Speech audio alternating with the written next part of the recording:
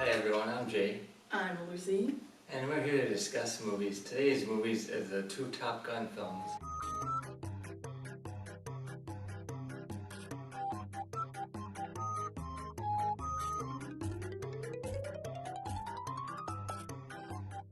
One from '86 and the other from 2022. And I did not choose that. I did, not because I'm a huge fan of Tom Cruise or anything, but simply because I felt that the Top Gun Maverick was given too much love that it didn't really deserve. Do I think it was a terrible movie? Interesting. No.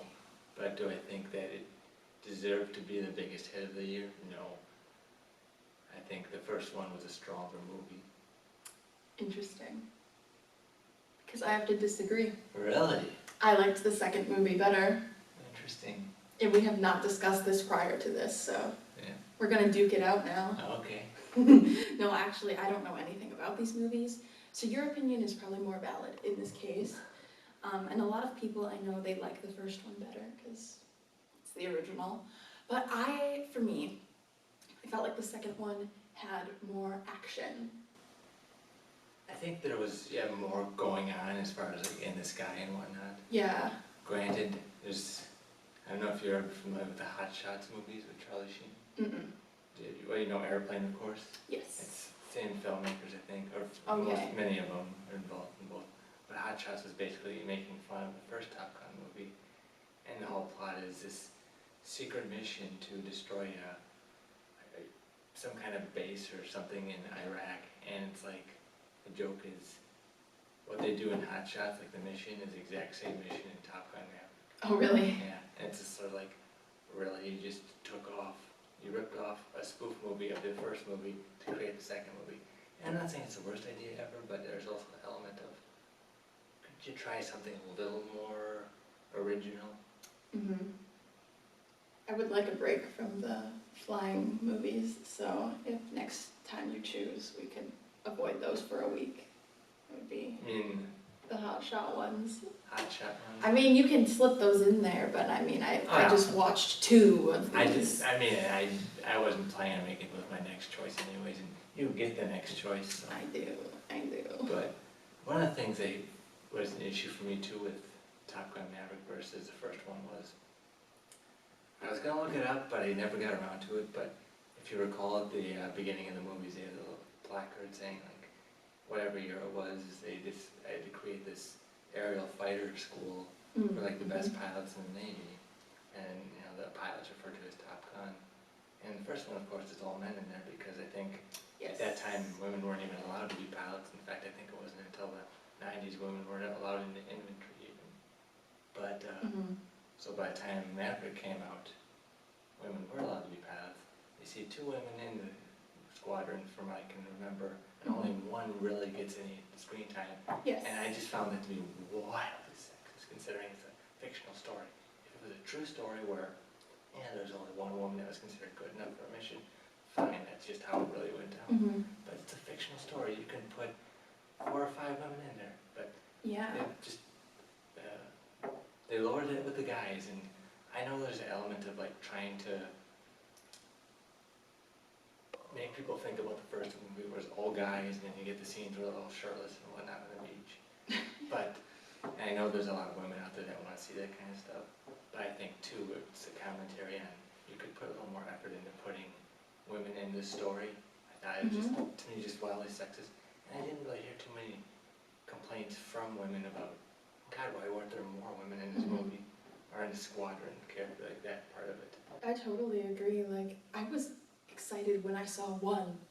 I was like, yes, Phoenix. And so like the fact that I'm so excited to just see one shows how lacking it is. Because like, yeah, we should be doing better. Yeah. In this. And I mean, I guess I would say even like, that surprises me that you're even excited by that. To me, I kind of was expecting you to be like, yeah, it kind of disappointed me that there was like one woman considered good enough for this group. Yeah. And it's like, I mean, in the real world, I gotta believe there's plenty of women that can fly as good as men or better. And granted, I don't know how many women do commercial flying either, but. Yeah, I think it speaks to definitely how women are viewed in society today. Like, things like that. Even though like now women can, you know, enlist and stuff, I'm still left thinking like, oh, they always think a man could do it better than a woman could, Yeah. and that's probably why there was only one I in mean, this I one. think there's probably some of that too, and I think there's also commentary like women are part of that problem too in a way, where like they also want to view it as, I mean, I know I've heard women talk about like, you know, a man can do it better, or men can figure it out better, or Yeah. something. Internalized misogyny. And it's just that interesting thing of like I remember one time at work, we had our new candy racks, and there was a young lady trying to figure out how to turn the lights on, and was having trouble with it, so I showed her, and then there was these older ladies were like, yep, see, if a woman can't do it, usually a man can figure it out. And I just remember like saying, remember, I did not say it. Yeah, yeah. No, definitely, especially, yeah, makes sense that they were older Yeah. ladies, because they were raised in a different time. Yeah. But yeah, no, I mean, I totally understand those feelings of disappointment. I was disappointed too, but I really didn't even acknowledge that too much because I'm just used to being, you know, shorthanded. Like seeing fewer women on screen. Yeah. Unless it's like a movie that's meant to be about women. Right, like I was excited to see one, so I mean, the expectation should be higher and we should be Yeah. like, I think we should definitely, especially for such a big movie like that, like, I agree. And I think too, you know, I mean, yes, I understand there's a lot of women who want to see guys with their shirts off, all ripped and oiled up on the beach. And they had that scene, and I remember one of our coworkers was like, just about her favorite scene was that scene. In the new one? Yeah. And then just like, I get it, but I also felt like, you know, in a way of, kind of made me feel like, and if you put out a movie where guys were flocking to it just because there's like women running around in bikinis all the time, or you're seeing topless women or something, I think it'd be written off as like, no, we suck, you just want to watch it because it's like naked women or Yeah. women running around in bikinis. But then you have a movie where it's guys just running around ripped up, and like, they could have more women there, but it's like, no, let's just focus on these men. Right.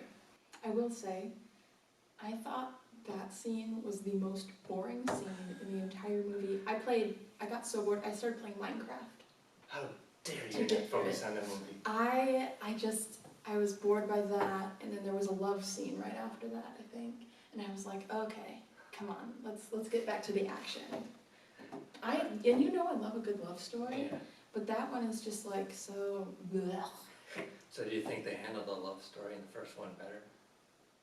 No. Interesting. Who was the lady in the second one? It's like, I guess, an old girlfriend, and then things fell apart. Or So like we he were got not transferred supposed up. to know who she was in the first movie.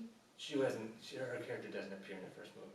Okay, I was so confused because I felt like maybe we were supposed to know who she was already. No, I think the whole idea is like, in the first movie, he gets involved with the instructor, and then they're together for a bit, and then maybe that falls apart, and then he meets this other woman, and then maybe he gets transferred or something. And then, because I think they say in the second one, he was an instructor at the Top Gun Academy Mhm. for like a few months, and then it's like, can't do this anymore, not my thing. Mm-hmm. Okay, did I love the love story in the first movie? No. I thought it was incredibly cheesy. I think that's what they were going for too. I mean, it is the 80s. It's so, the 80s. yeah. I was going to say it was very of its time. But even though I didn't think it was stellar, I would have liked to have seen the same love interest come back. Yeah. And Because I think, I was not invested in this new relationship. I True. did not care that much. I don't think they did as well with it as they could have. I mean, I Mhm. think Jennifer Connelly is an incredible performer, and I think she Yeah. did the best with the kind of role she got, because I don't think it was a very well-developed character overall. Mm-hmm. Yeah. But, yeah, I think, because I know, I think it was Val Kilmer was really the only one that he got back from the original, really. Yeah. Because, I mean, obviously, Anthony Edwards' character dies in the original. But, I mean, Meg Ryan, I don't know if she wasn't interested or if she Yeah. just decided not to. Honestly, I was glad they killed her off. Really? Because I was like, oh, if the son dies, then she doesn't have to be here to see it. Dark thinker. But the other thing too is, you know, like I don't even know if Kelly McGillis still performs anymore. I think she kind of got out of Hollywood. As far as I know, I think she came out of the closet years later too, so maybe Hollywood kind of was like, oh, you know, at that time when she came out, maybe they just decided to push to the side too. I Interesting. mean, I don't know I didn't know anything that. would happen, but I'm not sure what the last thing she was even involved with would have been. It was big in the 80s, I think a little early 90s, but, I didn't know that, but that's a good theory. I can see that. and I don't want to like put out stuff that's not true, I Right. just, I mean, We're speculating. yeah, just speculation, Yeah. but yeah, I think, and you know, they also like really tried to go for the nostalgia with it, where like the music felt very 80s, aside from Lady Gaga. Yes. Yeah, they definitely did like a little bit of a mixture with the modern music and the older music. Yeah. I thought that was interesting. I don't know, see, my problem with the first movie was that they were just like practicing for most of it, Yeah. not at the end. Yeah. But then like the guy dies during, spoiler alert, the goose dies during the practice. Yeah, the And movie's 40 years old, so sorry. Yeah. But I was just kind of like, oh, I feel shortchanged. Like, the stakes were not that high, and this very likable character is dead.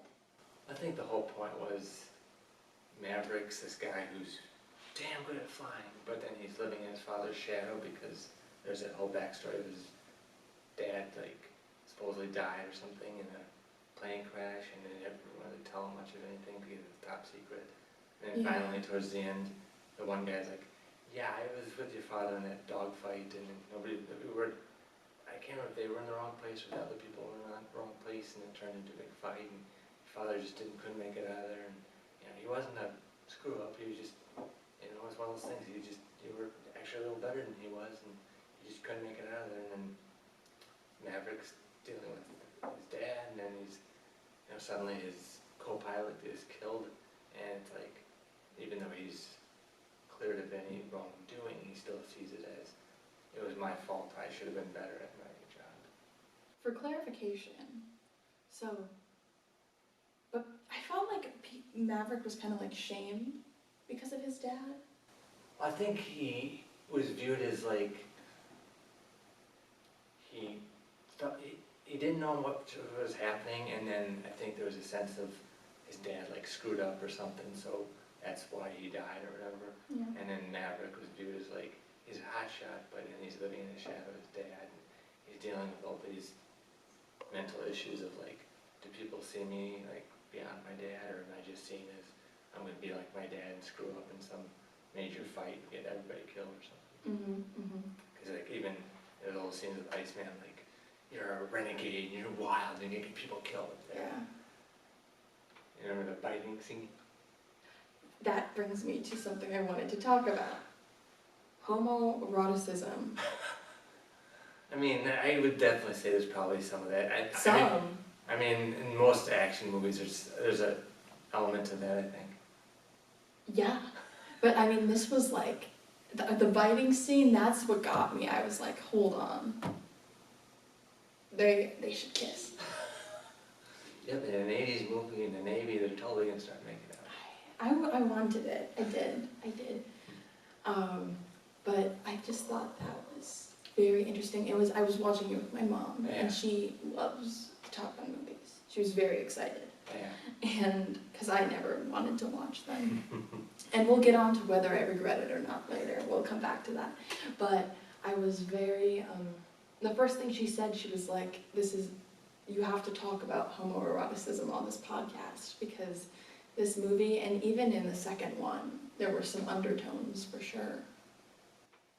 I guess they never really pick up on it. I don't know, maybe because I'm a guy, I don't necessarily look for that as much, Mhm. but yeah, I mean, yeah, there's always an element of, guys like, in various states of undress in the shower room or whatever, and there's always, That too. there's always the intensity and stuff. That's always a funny thing too, is like, you have the movie where the action hero is like in the shower, and they're always doing that thing where they're up against like where the shower head is, and just letting the water go over the body, and it's like, oh, they've been through it, and like it becomes such a very cliched scene in action movies. Yes, And I would say too, like, I could definitely tell, like, with Fast and Furious, there's definitely some moments of homoeroticism there, definitely. Ooh, okay. I've been told to watch those, but I haven't yet. They're fun, but they're ridiculous. Oh. I mean, I would consider probably buying the whole set, but it's to the point where I don't know that I could watch them entirely sober either. Well, that's not a problem. I was definitely shipping Iceman and Maverick. They did not happen, but in my heart, they're boyfriends. Yeah, I mean, again, 80s are never gonna put a gay relationship in much. Right. No, obviously it would have never happened, but I do feel like their connection was very strong. So do you think that, I guess Rooster and Hangman had Mhm. some of the same thing? If they did, it was not as obvious. In the first one, what you said, something reminded me. Yeah, they were in the shower, and I was like, why are they standing so close? So yeah, I mean, I definitely felt it there, but yeah, with Rooster and who was it? Hangman? Hangman. Little, not a lot. Okay. I know there's definitely the same sense of tension between them. And yes, I mean, if it was like the tension between a man and a woman, especially in the 80s, by the end they probably would have been hooking up. Yeah. But, too It many. would have been an interesting twist. I don't think the movie would have done as well. I mean, in the 80s, absolutely not. Today No. might have been alright, but Yeah, I still think today, like, I remember when I was working at the theater, this was like earlier on, and Lightyear was playing, and a bunch of people said they would not go because the movie had lesbians in it for like 2 seconds. yeah. Like, they had 2 women kissing. And so I still feel like, I think it was 2017 when Love, Simon came out, I went to go see it at the movie theater we work at, and that theater was barren, like on a Saturday. Yeah, but I would also argue, it's the town we live in, some of it, like, we're not in a town of like embracing different ways of seeing stuff. Well, coincidentally, we're in like the one place in town where people do that, is Winona State. Like, I think people here are a lot more open-minded on this campus than the rest of the town is. Well, I've always argued that we live in a very conservative town, and it just happens to have liberalism because of one of Right. those states. So that's why we get kind of mixed groups here, but I definitely think it's more conservative than it is liberal here for sure. Oh, yeah. I'm seeing way more conservative-leaning political science usually than liberal. And that's interesting because I think that is the crowd that really likes Top Gun. Oh, yeah, I mean, because this is, patriotism and, it's like, I think part of why Maverick did so well too is there's that sense of like, almost harkens back to Team America World Police, I don't know if you're familiar with that. It's the South Park guys created it, marionette puppets, but Oh. the probably most famous part of it anymore is the song, America, fuck yeah. Oh, I love that song. And then Yeah. that whole sense of like, it's like, if you don't go watch this movie about patriotism, then you're not a true American, you don't want to see America succeed or something. It's like, Yeah. you don't have to love this movie or that movie to be a patriot. Right. You can Right. recognize that there are flaws. I mean, there's definitely flaws in our country, and anymore I think there's this tendency to want to act like, who cares? As long as I'm doing well, what's the matter? Yeah, for sure. I'm interested to know why you like the first one more than the second one. I think, admittedly, I will be very open. I probably mentioned this in some of the other ones. I do not like Tom Cruise anymore. I think he's an intense egomaniac. Yes. I'm not saying he wasn't maybe some way that way back in his early career, but it's way more obvious now. I don't like him either. I think I don't like the fact that all he does anymore are action movies. Yeah. Because that was a joke I had about this Top Gun Maverick was, somebody's asking me, did you like it? I'm like, it's basically just another Mission Impossible. It's like Yeah. it's it's Tom Cruise leading an elite group on a seemingly impossible mission. It's like, how do they come up with these ideas? It's such a brilliant original idea. Yeah. It's like, come on. And I know, I think it's just because, I mean, these movies make good money, of course. But, I mean, there's a lot of actors that do movies that make big money, but then they also make time to do smaller movies that are more about feeling like an artist. Yeah. So I would argue just about anybody in an Avengers movie still does stuff that they can feel like artistically fulfilled with. For sure, yeah. Like, the action movies definitely make the biggest bucks. Like, I never saw a movie stay as long in our theater as Top Gun Maverick did, but I think celebrating, you know, the smaller studios and the indie films is very, very important, because those are like my favorite movies.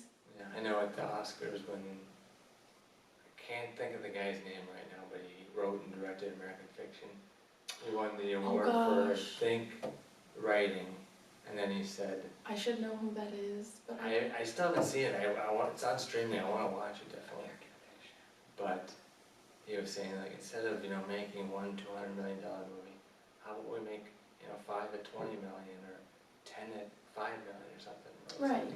Let's get some more unique stuff out there, but I think that, as I say, with even the AI thing and the strikes last summer, the whole issue is like 6 companies own all the studios and it's become about printing money. Like, we didn't buy the studio to risk money, we bought the studio to make billions and billions of dollars. Yes. And it's like, yeah, I understand making the big movies that are like, you know, overall Avengers movies have been really cool and had good entertainment, and there's been other stuff that's like big and been good entertainment, but there's nothing wrong with doing something smaller that, you know, it'll top out at 50, 60 million. Just, you know, most actors are willing to do something small and make a tiny bit of money if they can feel artistically fulfilled. For sure, and sometimes those smaller movies do end up taking off. Yeah. I mean, I think American Graffiti, they said, was made like for probably like 50,000 or something, maybe 100,000. I think it ended up taking in a few million. Wow. So, like, Star Wars, I think, had a fairly big budget, but I don't think it was insane. And then it ended up being a huge hit too, like the original Star Wars. But I think there was something you wanted to circle back to earlier, if you can remember it. Yeah, if I regret it, or not regret, watching these movies. So when I was watching the first one, I will admit, by the end I was kind of like, eh. I didn't love the first one. The second one, yeah, it commanded my attention a lot more than the first one, because I was not invested in the love story. And I thought the first one was like slightly more nonsensical, like the order it was in, and like all like the love and the volleyball and stuff like that. But the second one, very modern Tom Cruise movie. That is a very good observation, because I saw the most recent Mission Impossible and I was like, yeah, this is very much like that. And I also think it was pretty, I think it was a good testament to the original movie. Like, I thought there were a lot of callbacks, and the thing that they did with Goose's son, you know, like, what are the odds? But I thought that was really good, honestly. I liked to see that, and how they kind of just get to like reconnect, and it feels like that Maverick and Rooster get closure. Yeah, I mean, I think that was probably always the intention, and I think there's definitely a vibe with the second one of Maverick sort of sees Rooster as, like, he feels like he's the father Rooster needs because his father died, and then, you know, Maverick has the guilt about it and everything. Mm-hmm. And then, because like Rooster even talks about, like, I should be better than, further along in my career than I was. They pulled my papers, and it's like, Yeah, you yeah. weren't ready and everything. And then another thing too that kind of annoyed me with Top Gun Maverick is, I know it's supposed to be all about Tom Cruise, but like when they did Ghostbusters Afterlife, the original people showed up, but it felt like we're bringing in the new crew to like kind of take over. And admittedly, with Ghostbusters Frozen Empire, the originals were far more too than I thought they would be. But I mean, I think I still want to see those guys reappear and whatnot. Yeah. But I think this could have been Cruise is there, but he's not like, it's not about him, it's about the new generation. Mhm, And mhm. in the end, it was like, you just proved we could do it. Now I gotta make you the team leader. And it's just like, It was very all about Top Gun, or Tom Cruise Tom- and Maverick. it was about Maverick. Yeah, it's like, it's still my movie, my franchise, so. Right, right. But do I regret watching them? After the first one, I thought I would. I was like, oh, this is some time of mine that's been wasted. But then I watched the second one, and I was like, you know what? There is a strong story here, and this is like so not a movie I would watch by myself. Like, I would not choose to watch this movie. But now that I did, I'm glad I did. There you go. And I mean, I didn't mind watching the first one again, the second one, like, as I say, I don't think it's a terrible movie, I think it's a wildly overrated movie, and as I say, like, I don't anymore look forward to Tom Cruise movies, but I just really felt the need to, I wanted to get your perspective on it because you're a woman and you're LGBTQ and all that, so I wanted to see like how you viewed it, and especially with the newer one, I like recognizing that, yeah, there's some epic sexism for lack of women, Yes. and they're just kind of, like, one of them was front and center, but the rest seemed just pushed to the side, like, we'll have some women here, but that's enough. Mhm. And then the woman, she's also the one who gets injured too. Was she, oh, I think, was her, The Yeah. plane went down, her and her. oh yeah, in the training, when they were training him. Mhm. But then too, it was like Rooster's, no, it was Maverick goes down during the actual mission, and Rooster has to save him or whatever. Right, right. And it leads to some funny moments, but it just ended up feeling too like, okay, fine. I just need to hammer this in. I just felt like the death of Goose was so unnecessary. Like, I just wish the stakes would have been higher. I think the whole problem was, the death of Goose was about this guy who thinks he's invincible and he'll never fuck up or whatever. And then his co-pilot ends up dying, and the whole thing too is like, you know, very close with him, hung out with his wife. And even like the first, like, like, there's a scene where after he's dead, he goes to see her in the waiting room or whatever, and she's like, you know, he would have flown with another person. He would have hated it, but he would have done it. Yeah. And I always remember thinking like, it's kind of a weird thing to say just after he's died. Like, this guy feels like he's responsible for the death. It's like, yeah, you know, maybe you kind of are responsible for the death, but oh well. And it just, it's kind of this weird moment, I thought. But Yeah, that definitely. I think it was all about like trying to make Maverick jittery so he would be more unwilling to do what he can do or whatever. And I mean, yeah, I think, like, at the end, they don't really explain what's all going on. It's just suddenly like, oh, you've graduated, and then, oh, now we need you to fly and do this combat thing, and didn't really explain, like, what the stakes were there. But, Yeah. although, have you ever watched Heroes? I can't think of anything else to reference, but there's an actor who was a big deal on the show Heroes, who appears in the graduation scene of the first Top Gun, and I just suddenly realized it watching it this last time. It's kind of interesting because I feel like by now most people would recognize him, but at that time it was just, he's just there, just semi-good looking guy there. Interesting. Then, you know who Tim Robbins is? Good Lord. You need a better education on movies. Tell that to my film professor. He was a big star. I mean, admittedly, he's not as huge today, but he was a pretty big star back in the 80s and 90s. Did Bull Durham, and he was with Susan Sarandon for many years. But he's appeared very briefly at the end. He's like the new co-pilot for Tom Cruise. Oh, okay. Yeah. But anyways, anything else you'd like to add? I was interested to see what you thought about how they portrayed Val Kilmer in the Top Gun Maverick. I think they did a good job with it. Like, so I think there's a documentary called Val. I have not seen it. I should probably watch it because it sounds like it could be very interesting. But it discusses the fact that I know he gained notoriety in Hollywood for being incredibly difficult to work with. In fact, he played Batman in Batman Forever, and the director was like, well, it was good working with Val Kilmer because it taught me never to work with Val Kilmer. And Wow. I guess, like, he ended up developing throat cancer.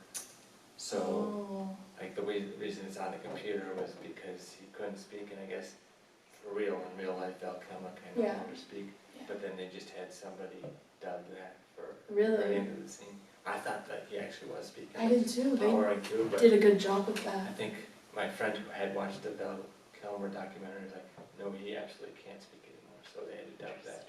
Interesting. Huh. I was kind of like, he's using the computer this whole time, and then he like talked way more than I thought he would Yeah. for that scene. So that definitely makes sense that it's dubbed. I think maybe they should have had him actually talk just like a little bit less, because it seems like a little unrealistic. Yeah. But it's not. How realistic is this movie? Let's be real. I mean, I would argue it's probably more realistic than some stuff, but Yeah. I know people are like, yeah, the flying sequences are so much, that's the most intense flying sequences I've ever seen in movies. Like, I don't know if that's really true. Yeah. I mean, I think the first one has some pretty awesome flying sequences. And I mean, even like a science fiction like Star Wars and whatnot has cool flying sequences. Mhm. I don't know, I mean, I'm not saying it's a lousy flying sequence, I just don't know if I'd agree they were like the most mind-blowingly good ones. See, I'll say it again, the first one I was like, eh. But then when I saw the flying sequences in the second one, I was like, okay, I'm impressed. This looks cool. The other thing too I wanted to add is, like, since COVID, oftentimes with movies that are released by Paramount, which is the studio that did both Top Gun movies, they didn't do it with this recent A Quiet Place movie, but for Top Gun Maverick and for Mission Impossible, the most recent one, Mm-hmm. it's Tom Cruise on camera before the movie starts, like, Yeah. hey, thanks for coming out to the movie, it's great to have people coming back to theaters, it's very important, everything. The theatrical experience is much better than just watching at home. And then, what was it? If you look at him, he looks rough by now in those scenes, Mm. but then when you watch the movie, it's like, he doesn't look that bad.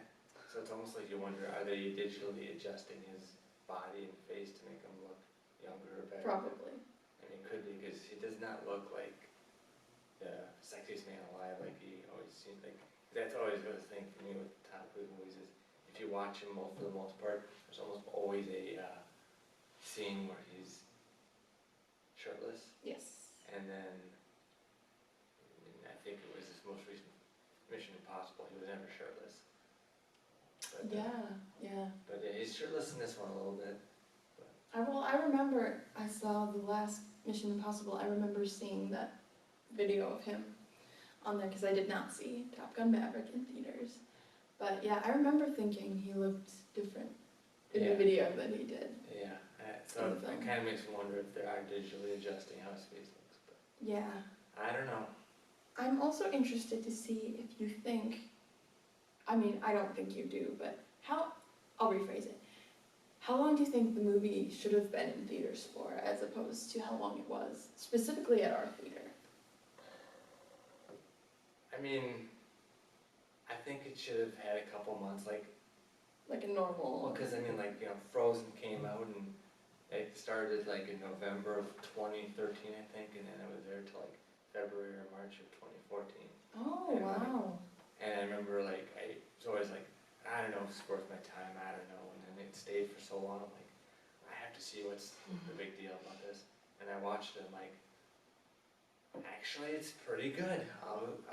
Granted, I understand now why it stayed so long, Okay. but I don't think it should have lasted as long as it did, but again, I think it became, people were just, oh, it looks so cool, and then it's a patriotic thing to go and support a service. Like, it's almost like watching Top Gun Maverick is a way of supporting the service members versus like trying to get money for veterans and make sure that they come back and get the help they need. That controversy was interesting because I also saw like veterans were getting mad at Tom Cruise because he was being so performative and he was acting like he was like a veteran and he was like, I don't know, do you remember that? Maybe, I guess I don't have the best memory of that, but Okay. it depends on like what app was, or like what platform was like pointing out a lot of stuff. Ooh, I don't know if it was like on TikTok or like, I don't maybe it see was Twitter. Could have been, yeah. Maybe it was Twitter. But yeah, I don't, maybe I vaguely remember some of that, but I don't have the best memory of that. But I mean, it wouldn't shock me that Tom Cruise is trying to make it about. For sure. So I definitely remember some discourse surrounding that. Yeah. But it was in our theater from May until like September, It was, I think, into October. into October. Because I remember, it might have even been early November, because I do remember thinking, we're gonna have this through Thanksgiving, but we didn't. Yeah. Because I think it was Memorial Weekend, it opened, and then it just kept staying, and then they had little posters they gave us for the 4th of July to start giving away, to thank people for coming to it. Yeah. And then, I think I even grabbed one of them just because why not? Mm-hmm. Yeah, it was there forever, and it's just like, does this movie really deserve to get this much buzz and make so much money? Yeah, I definitely think it was overhyped too. Though I will say, it's interesting what you say about Frozen, because I was like in elementary school at that point, I think. Or, yeah, I was in like 4th grade, 4th or 3rd grade. Yeah, So it was made for my age. yeah. And I did not see it in the theater, because, you know, I was like a tomboy or whatever, so I was like, ew. So, but I eventually like was forced to watch it in my music class. And I remember like watching it and thinking, I'm a little too old for this. And I was like 9 or 8. Yeah. But, you know, to each their own. Anything else you'd want to add? No, I think I'm good. Yeah, I don't think there's anything else I want to bring up. So, have you decided what the next one should be? Well, I know I told you one, but I think I might want to change it. I'm not sure I remember what you told me. Oh. Was it Mamma Mia or? I was gonna have you do Adventureland. Oh yeah, But I mean, I'm fine with it. I changed my mind Okay. because, well, maybe I should, you know. So many movies to pick. So Well, many here's movies. the thing. Yeah, The Devil Wears Prada is getting a sequel. I've heard about that recently. Do we wait until the sequel comes out so you have to watch both of them in a row? Or do I make you watch the first one now? Fun fact, I own the first one. So you like it? I mean, I hadn't seen it before I bought it, but I actually think it was pretty good. Okay, well, should that be our next one? I don't know, you get to decide.